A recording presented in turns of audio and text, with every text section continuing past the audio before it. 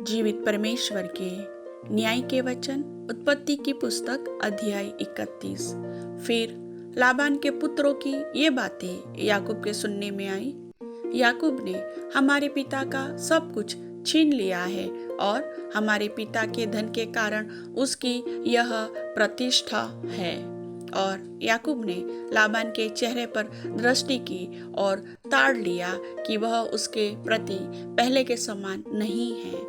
तब यहोवा ने याकूब से कहा, अपने पितरों के देश और अपनी जन्मभूमि को लौट जा और मैं तेरे संग रहूंगा।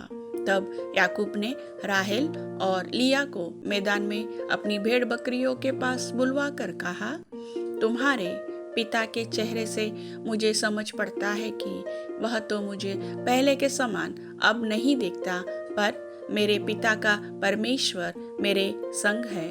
और तुम भी जानती हो कि मैंने तुम्हारे पिता की सेवा शक्ति भर की है। फिर भी तुम्हारे पिता ने मुझसे छल करके मेरी मजदूरी को 10 बार बदल दिया, परंतु परमेश्वर ने उसको मेरी हानि करने नहीं दिया।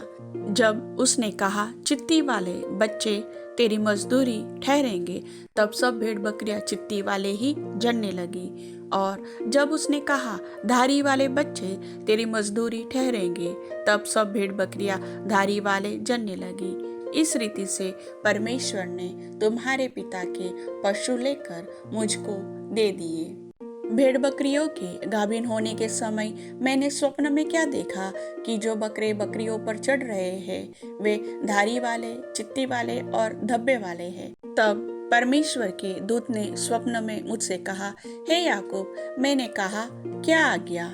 उसने कहा, आंखें उठाकर उन सब बकरों को जो बकरियों पर चढ़ रहे हैं देख कि वे धारी वाले, चित्ती वाले और धब्बे वाले हैं, क्योंकि जो कुछ लाबान तुझसे करता है वह मैंने देखा है।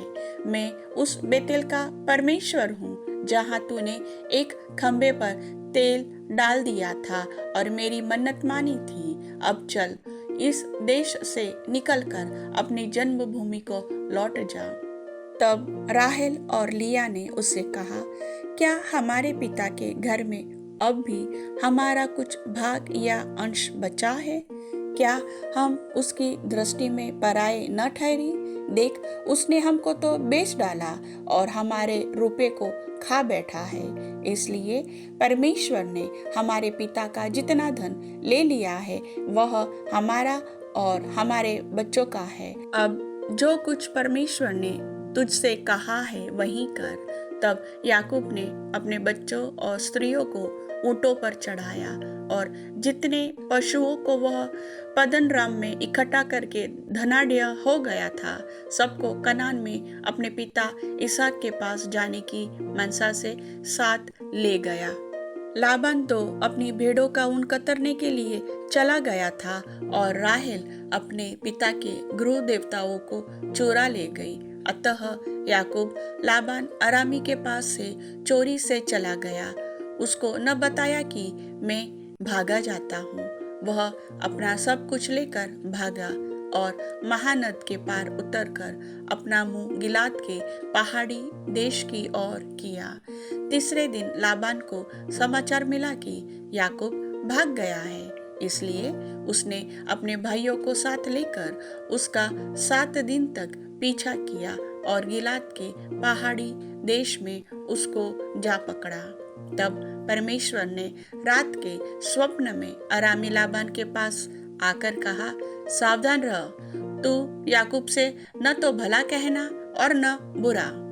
और लाबान याकूब के पास पहुंच गया। याकूब अपना तंबू गिलाद नामक पहाड़ी देश में खड़ा किए पड़ा था और लाबान ने भी अपने भाइयों के साथ अपना तंबू उसी पहाड़ी देश में खड़ा किया। तब लाबान याकूब से कहने लगा, तूने यह क्या किया कि मेरे पास से चोरी से चला आया और मेरी बेटियों को ऐसा ले आया जैसा कोई तलवार के बल से बंदी बनाई गई हो? तू क्यों चुपके से भाग आया और मुझसे बिना कुछ कहे मेरे पास से चोरी से चला आया? नहीं तो मैं तुझे आनंद के साथ मृदंग और वीणा बजवाते और गीत गवाते विदा करता। तूने तो मुझे अपने बेटे बेटियों को चूमने तक न दिया। तूने मूर्खता की है। तुम लोगों की हानि करने की शक्ति मेरे हाथ में तो है, पर तुम्हारे पिता के परमेश्वर ने मुझसे बीती हुई रात में कहा, सावधान रह, याकूब से न तो भला कहना और न बुरा। भला अब तू अपने पिता के घर का बड़ा अभिलाषी होकर चला आया तो चला आया, पर मेरे देवताओं को तू क्यों चुरा ले आया है? याकूब ने लाबान को उत्तर दिया, मैं यह सोचकर डर गया था कि कहीं तू अपनी बेटियों को मुझसे छीन न ले। जिस किसी के पास तू अपने देवताओं को पाए वह जीवित न बचेगा। मेरे पास तेरा जो कुछ निकले उसे भाई बंधुओं के सामने पहचान कर ले ले। क्योंकि याकूब न जानता था कि राहेल गृह देवताओं को चुरा ले आई है। यह सुनकर लाबान याकूब और लिया और दोनों दासियों के तंबुओं में गया और कुछ न मिला। तब लिया के तंबू में से निकलकर राहेल के तंबू में गया। राहेल तो गृह देवताओं को ऊंट की काठी में रखकर उन पर बैठी थी। लाबान ने उसके सारे तंबू में टटोलने पर भी उन्हें न पाया। राहेल ने अपने पिता से कहा, हे मेरे प्रभु, इससे अप्रसन्न न हो कि मैं तेरे सामने नहीं उठी, क्योंकि मैं मासिक धर्म से हूँ। अतः उसके ढूंढ ढांड करने पर भी गृह देवता उसको न मिले। तब याकूब क्रोधित होकर लाबान से झगड़ने लगा और कहा, मेरा क्या अपराध है, मेरा क्या पाप है कि तूने इतना क्रोधित होकर मेरा पीछा किया है? तूने जो मेरी सारी सामग्री को टटोल कर देखा, तो तुझको अपने घर की सारी सामग्री में से क्या मिला? कुछ मिला हो तो उसको यहाँ अपने और मेरे भाइयों के सामने रख दे और वे हम दोनों के बीच न्याय करें। इन 20 वर्षों से मैं तेरे पास रहा, इनमें न तो तेरी भेड़ बकरियों के गर्भ गिरे और न तेरे मेढ़ों का मांस मैंने कभी खाया। जिसे जंगली जंतुओं ने फाड़ डाला उसको मैं तेरे पास न लाता था। उसकी हानि मैं ही उठाता था, चाहे दिन को चोरी जाता, चाहे रात को तू मुझे ही से उसको ले लेता था। मेरी तो यह दशा थी कि दिन को तो घाम और रात को पाला मुझे खा गया और नींद मेरी आंखों से भाग जाती थी। 20 वर्ष तक मैं तेरे घर में रहा। 14 वर्ष तो मैंने तेरी दोनों बेटियों के लिए और 6 वर्ष तेरी भेड़ बकरियों के लिए सेवा की, और तूने मेरी मजदूरी को 10 बार बदल डाला। मेरे पिता का परमेश्वर अर्थात अब्राहम का परमेश्वर, जिसका भय इसहाक भी मानता है, यदि मेरी ओर न होता तो निश्चय तू अब मुझे खाली हाथ जाने देता। मेरे दुख और मेरे हाथों के परिश्रम को देखकर परमेश्वर ने बीती हुई रात में तुझे डांटा।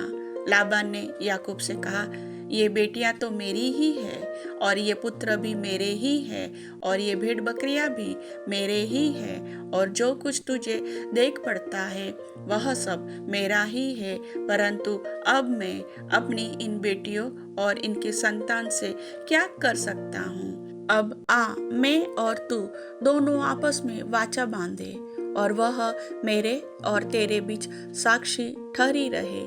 तब याकूब ने एक पत्थर लेकर उसका खंभा खड़ा किया। तब याकूब ने अपने भाई बंधुओं से कहा, पत्थर इकट्ठा करो। यह सुनकर उन्होंने पत्थर इकट्ठा करके एक ढेर लगाया और वहीं ढेर के पास उन्होंने भोजन किया। उस ढेर का नाम लाबान ने तो जेगर सहादुथा, पर याकूब ने गिलियाद रखा। लाबान ने कहा, यह ढेर आज से मेरे और तेरे बीच साक्षी रहेगा। इस कारण उसका नाम गिलियाद रखा गया, और मिस्पा भी, क्योंकि उसने कहा, जब हम एक दूसरे से दूर रहे तब यहोवा मेरी और तेरी देखभाल करता रहे। यदि तू मेरी बेटियों को दुख दे या उनके सिवाय और स्त्रियां ब्याह ले, तो हमारे साथ कोई मनुष्य तो न रहेगा, पर देख, मेरे तेरे बीच में परमेश्वर साक्षी रहेगा।